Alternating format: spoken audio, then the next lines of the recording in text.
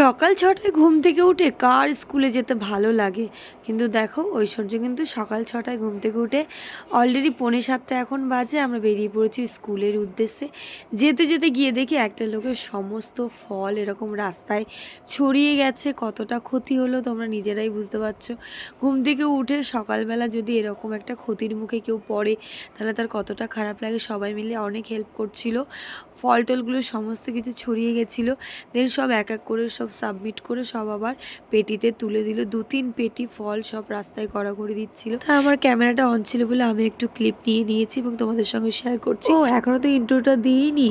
Hello everyone, back to my channel Neelkrishna ঐশ্বর্যস নতুন একটি ব্লগে তোমাদের সবাইকে অনেক ওয়েলকাম। আশা করি তোমরা সবাই খুব ভালো আছো আর আমিও খুব ভালো আছি, শুধু গলাটা একটু বসে গেছে। এখন আমি ফিরছি ঐশ্বর্যকে স্কুল থেকে দিয়ে। তো দেখো চারিদিকটা কেমন শান্তশিষ্ট পরিবেশ লাগছে, কিন্তু সন্ধ্যাবেলার দিকে এখানে আসলে শান্তশিষ্টটা ঠিক শান্তশিষ্ট থাকে না। আর কাল রাতে অনেক ঝড় বৃষ্টি হয়েছিল, সেই কারণে দেখো চন্দননগর স্ট্যান্ডের ওইখানটা কত পাতা ঝরে পড়ে রয়েছে। সঙ্গে এই যে একটা মূর্তি তোমরা দেখতে পাচ্ছ ঘোড়ায় করে, এটা কিন্তু বেশ সুন্দর লাগে দেখতে আর আমার ভীষণ ভালো লাগে। তার সঙ্গে দেখো সবুজ সবুজ প্রকৃতি, সকালবেলাটা এত সুন্দর লাগছে। এখানে প্রতিদিন সকালে ৪-৫ জন ফটোশ্যুটাররা এই গাড়িটা নিয়ে দাঁড়িয়ে থাকে এখানে, জানি না কি তোলে। এই প্রতিদিন স্ট্যান্ডে আসলে ওনাদেরকে দেখা যায় যে ফটো তুলছে। দেখো পেছন দিকটা চার্চটা কত সুন্দর লাগছে। সকালে সুন্দর স্নিগ্ধ রোদ পড়েছে একদম। আর এই দিকে দেখো রোদের হালকা হালকা, যেহেতু কালকে রাতে বৃষ্টি হয়েছিল, সকালে রোদটা কিন্তু বেশ মিষ্টি লাগছিল। প্রতিদিনের মতো আজও সকালে সবাই চলে এসেছে জগিংয়ে। আর জগিং, মর্নিং ওয়াক, ব্যায়াম সবাই এখানে প্রতিদিনই করে। প্রতিদিন 5:30 থেকে শুরু হয় এখানকার জগিং বা ব্যায়াম। আর আমি একটু ভাবছিলাম নিচের দিকে যাব, কিন্তু সেখানে দেখি ফটোশ্যুট, তো সেখানে আমি গিয়ে পৌঁছাতে পারিনি। তবে হ্যাঁ, তার কাছাকাছি ছিল অনেক পায়রা, তো সেগুলো নিয়ে একটু উড়ালাম। মানে উড়ছিল, একটু নাড়া দিলে উড়ছিল। দেখো কি সুন্দর মিষ্টি লাগছে। আর এই গাছটাকে দেখো অপূর্ব সুন্দর লাগছে, এত বড় মোটা গাছগুলো দেখতে কি যে ভালো লাগছে বলার মতো না। পুরো সবুজ আর সবুজ, দু চোখ যেদিকে যাবে স্ট্যান্ডের সেদিকটা পুরো সবুজ সবুজই দেখতে পাবে। এই যে সামনে জোড়াঘাটের ওইখানটা ফটোশ্যুট হচ্ছিল, নাহলে আমি আরেকটু নিচে নেমে তোমাদের দেখাতে পারতাম কত সুন্দর লাগছে। আর আমি এখানে দাঁড়িয়েছিলাম, আমাকে আবার বললো সরে যেতে। তার আগে কিন্তু আমি এখানে যে পায়রাগুলো দেখতে পাচ্ছি, পায়রাগুলোকে হাত দিয়ে একটু উড়াচ্ছিলাম। আমার কিন্তু বেশ ভালো লাগছিল, যে একটু হুশ করছি সেই কিন্তু পায়রাগুলো উড়ে যাচ্ছে। সকালে এসে এখানে কিন্তু অনেকেই পায়রাগুলোকে খাবার দেয়, আর এরা খায় আবার কিন্তু উড়ে যায়, আবার অনেকে খাবার দেয় আবার উড়ে যায়, মানে খায় আর উড়ে যায়। এগুলো কিন্তু এখানেই জোড়াঘাটেই থাকে পায়রা। যদি ভাবি কাউকে যদি সঙ্গে পাই তাহলে এখানে স্ট্যান্ডের ওখানে একটা দোকান আছে, দোকানটা থেকে ভাড়ে চা খাবো, কিন্তু সেটা আর আমার হয় না, কাউকেই পাই না। স্কুলের প্রতিদিন মায়েরা আসে অবশ্যই ঠিকই, কিন্তু সকালবেলাটা সবারই বাড়িতে কাজ থাকে, তো সবাই মোটামুটি চলে যায়। আর তার থেকে বড় কথা, আমি না এখনও কাউকে ভালো চিনে উঠতে পারিনি, কারণ আমি মেয়েকে স্কুলে দিতে যাইও না, আনতেও যাই না। ঐশ্বর্যের পাপাই দিতে যায় আর ওর পাপাই আনতে যায়। রোজ গেলে পরিচিতি হয়ে যায়, কিন্তু আমি তো যাই না। সকালে স্কুলটা হচ্ছে বলে আমি এই কটা দিন যাচ্ছি, বাদ বাকি আমি কিন্তু যাই না। তো স্ট্যান্ডটা কিন্তু তোমরা দেখতে পেলে পাতা ঝরা, মানে চতুর্দিকে নোংরা। একটু পরে কিন্তু সেটা আর থাকবে না, কারণ অলরেডি ঝাড় দেওয়া শুরু হয়ে গেছে আর অনেকটা জায়গায় ক্লিনও করে দিয়েছে। দেখো বর্ষার জলগুলো কেমন জমে রয়েছে। শুধু যে আমার ভালো লাগে চন্দননগর সকালের স্ট্যান্ডটা সেটা কিন্তু নয়, প্রত্যেকেরই সকালবেলা চন্দননগর স্ট্যান্ডটা খুবই ভালো লাগে। আর প্রত্যেকে জগিং করে, মর্নিং ওয়াক করে, বেশ ভালো লাগে। আমিও কিছু কিছু দিন গিয়েছি। ঐশ্বর্য যখন ছোট ছিল তখন হরেকৃষ্ণ আমাকে নিয়ে যেত, খুব মজা হতো সকালবেলা গেলে। আর ঐশ্বর্যও খুব মজা করতো। ঐশ্বর্যকে দিয়ে চলেও এলাম আমি টোটো করে। এই যে আমাদের বাড়ির রাস্তায় এখন ঢুকেও গেছি। তো পেছনেরটা দেখাই তোমাদের, আমাদের এই যে বাড়ির রাস্তা। আর এই রাস্তা দেখো সকালবেলা এখনও কোনো লোক নেই, কারণ এখনও কেউ ঘুম থেকে ওঠেনি।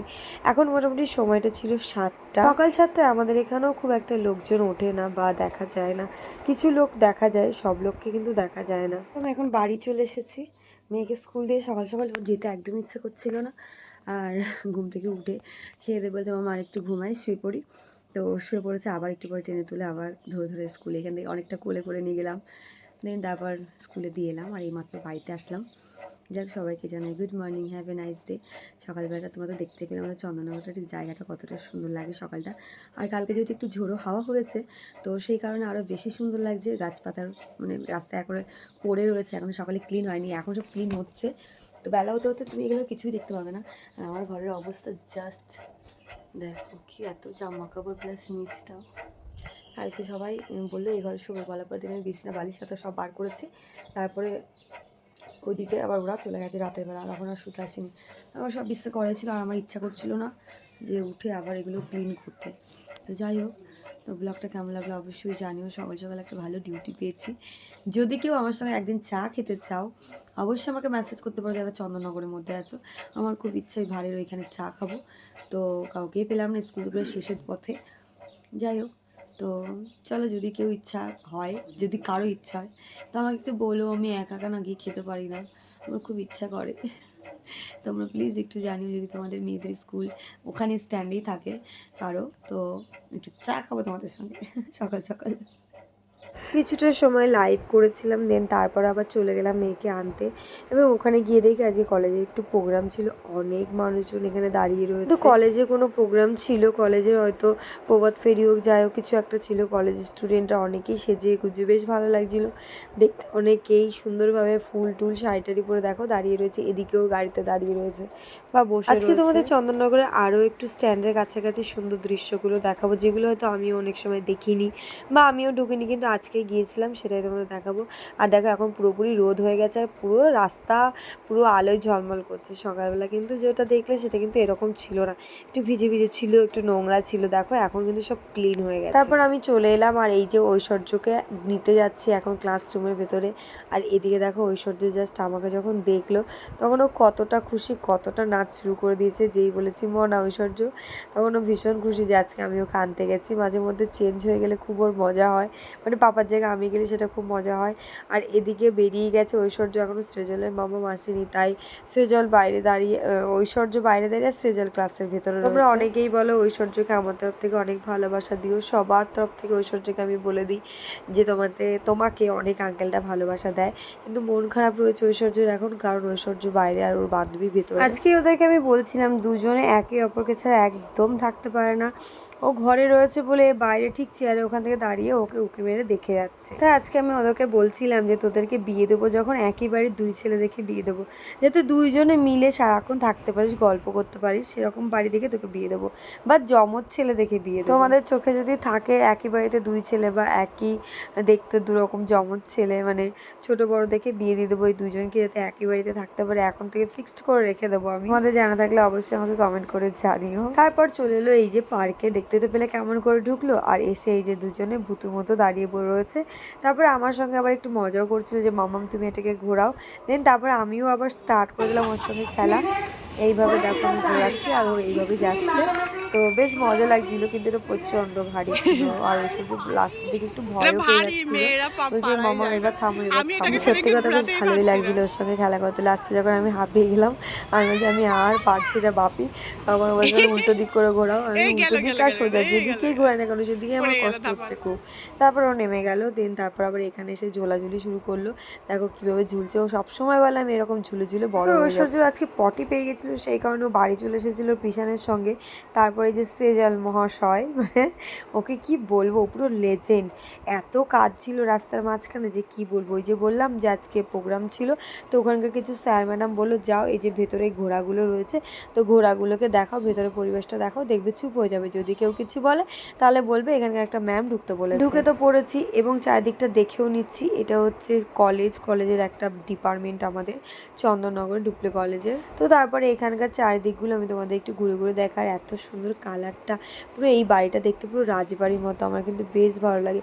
এই বিল্ডিংগুলো কলেজের বিল্ডিং, বাট এই সাইডে একটা বিল্ডিং রয়েছে ইয়েলো কালার, যেটা তোমাদের সঙ্গে এখনই শেয়ার করছি। এই যে এই বিল্ডিংটা দেখতে খুব পুরোনো যুগে, সেই মনে হয় রাজবাড়ি টাইপের, সেরকমই তখনকার মানুষজনই বানিয়ে রেখে গেছিলো। এইসব স্মৃতি আজও সুন্দরভাবে স্মৃতি করে রেখে দিয়েছে, যেগুলো দেখতে বেশ সুন্দর লাগছে। আর দেখো মার্বেল দিয়ে কত সুন্দর সাজানো।